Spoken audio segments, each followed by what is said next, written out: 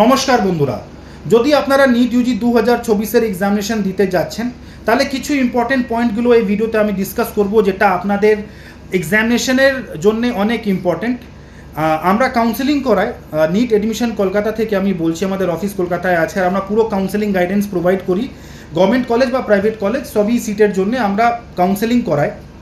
তো every year we come across lot of students, অনেক স্টুডেন্টের সাথে কথা হয় আর ওরা কি প্রবলেম ফেস করে, ওই প্রবলেমের ওপরে আমি এই ভিডিওটা বানাচ্ছি যে আপনারা কি কি পয়েন্টের ওপরে এখন ধ্যান আপনাদেরকে রাখা উচিত।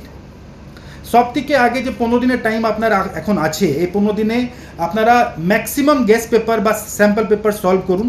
ভালো ভালো যে এডুকেটার্স আছেন, যারা biology top class educators, physics কেমিস্ট্রির টপ ক্লাস এডুকেটার্স, নিটের টপ ক্লাস এডুকেটার্স, তাদের স্যাম্পল পেপার পারচেজ করে, গেস্ট পেপার পারচেজ করে ওটা সলভ করুন। কেননা যত কোশ্চেন পেপার আপনি সলভ করবেন ততই আপনাদের টাইম ম্যানেজমেন্টটা ভালো হবে। Time management is very important in NEET examination. তারপরে সেকেন্ড সাজেশন আছে যে আপনারা সেন্টারে অ্যাটলিস্ট 1 আওয়ার 30 মিনিটস আগে ওখানে যান। 12:30 অবধি চেষ্টা করুন যে সেন্টারে আপনি পৌঁছে গেছেন, কেননা এভরি ইয়ার উই সি কি ট্রাফিকের জন্য প্রবলেম হয়ে গেছে, সেন্টারের ওপরে পৌঁছেও গেলেও এখানেও কিছু প্রবলেম হয়ে গেছে।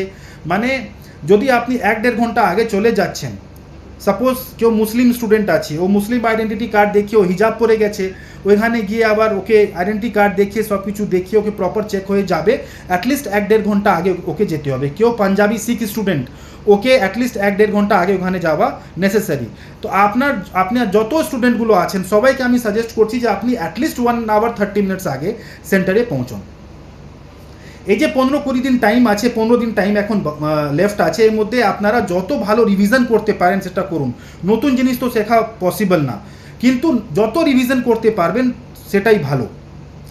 এক্সামিনেশনের দিনটা অনেক ইম্পর্টেন্ট, ওই দিনটা ফ্রেশ রাখুন পুরো একদম।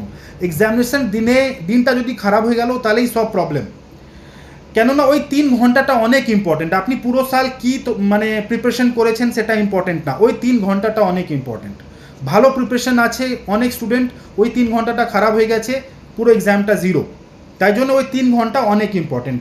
সব থেকে ইম্পর্টেন্ট আছে যে ওই 3 ঘন্টার মধ্যে যখন আপনি কোশ্চেন পেপারটা পেয়েছেন, যে কোশ্চেনগুলো সব থেকে ইজি, যে পোর্শনটা আপনার জন্য সব থেকে ইজি, সেটা আগে সলভ করুন। অনেকক্ষণ আমি দেখেছি অনেক স্টুডেন্ট আগে টাফ কোশ্চেন সলভ করছে, পরে ইজি কোশ্চেন সলভ করছে। সেটা করবেন না। একটা কোশ্চেন আপনি ফেসে গেলেন, 10-15 মিনিট চলে গেল, সেটা করবেন না। ইজি কোশ্চেনগুলো আগে সলভ করুন, সো দ্যাট কি আপনার যত আপনি জানেন সেটা তো আপনি কভার করে নিয়েছেন। তারপরে হার্ড পোর্শন বা হার্ড যে সাবজেক্ট আছে, যেটা আপনার একটু টাফ আছে, সেটা ওই সাইডে আপনি যান। কোশ্চেন সলভ করার পরে মার্কিংটা ইনস্ট্যান্টলি করুন, কেননা এভরি ইয়ার আমরা দেখি যে 10-15টা কোশ্চেন স্যার মিস হয়ে গেছে, আমি তো মার্ক করতে পারিনি। আমি পেপারটা সলভ করেছিলাম কিন্তু আমি মার্ক করতে পারিনি, লাস্ট মোমেন্টে টাইমটা বাঁচলো না। এই ভুলটা করবেন না, এটা অনেক বড় লস। পুরো সাল আপনি প্রিপারেশন করেছেন কিন্তু লাস্ট মোমেন্টে এসে আপনি মার্কই করতে পারেননি।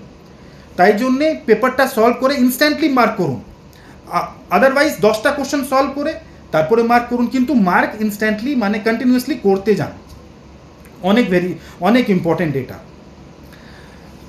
ভালো ভালো এডুকেটারের sample paper, guess paper solve করা, সেন্টারের উপরে টাইমে মানে ওইখানে টাইমে পৌঁছে যান। আবার যে আপনি জানেন তাকে আগে সলভ করুন, মানে টাফ কোশ্চেন্সগুলো লাস্টে সলভ করুন, যেটা আপনার টাফ পোর্শন। সাপোজ ফিজিক্স আপনি খুব ভালো নেই, আপনার ফিজিক্সের কোশ্চেনটা লাস্টে সলভ করুন। আগে বায়োলজি করে নিন, তারপরে কেমিস্ট্রি করে নিন, তারপরে ফিজিক্সটা করুন।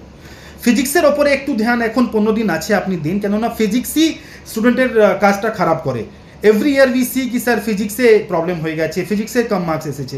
ফিজিক্সের ওপর একটু স্পেশাল অ্যাটেনশনটা এখন দিয়ে দিন। বায়োলজি, নর্মালি বায়োলজি যে স্টুডেন্টগুলো আছে তার ভালোই থাকে, ফিজিক্সেই প্রবলেম হয়। পেপার এবারকেও টাফ থেকে মডারেট বা টাফের সাইডেই থাকবে, কেননা 2024-এ যে ট্রোলিং হয়েছিল এনটিএ যে আপনি পেপার অনেক ইজি সেট করে দিয়েছেন, তারপরে আমার লাগছে যে অ্যাটলিস্ট 2-3 সাল এখন এনটিএ টাফ পেপারই সেট করবে। তাই জন্যে মানে আপনি ভেবেই চলুন যে পেপারটা টাফ আসবে।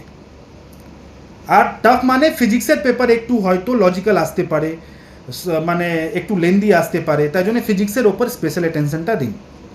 তো এইটুকু পয়েন্টসগুলো ছিল।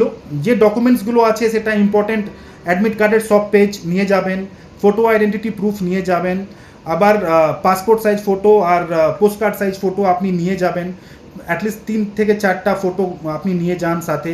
ওই ফটোটা হওয়া উচিত যে ফটোটা আপনি নিটের ফর্মে ফিল করেছিলেন, সেই ফটোটা হওয়া উচিত। কেউ যদি পিডব্লিউডি ক্যাটাগরি থেকে বিলং করে, পিডব্লিউডি সার্টিফিকেট নিয়ে যাবেন। এইসব ইম্পর্টেন্ট জিনিসগুলো আছে। কোনো স্টেশনারি নিয়ে যাবেন না। কোনো ওয়াটার বটল যদি নিতে চাইছেন, ট্রান্সপারেন্ট ওয়াটার বটল নিয়ে যেতে পারেন আপনি। স্টেশনারি নিয়ে যাবেন না, কোনো ইলেকট্রনিক্স আইটেম নিয়ে যাবেন না, কোনো ক্যালকুলেটর, কিছু না। এই সব ইম্পর্টেন্ট পয়েন্টসগুলো আছে যেটা আমি বলতে চাইছিলাম। কারণ এক্সামিনেশন হবার পর আপনি আমাদেরকে কন্ট্যাক্ট করতে পারেন। কলকাতায় আমাদের অফিস আছে।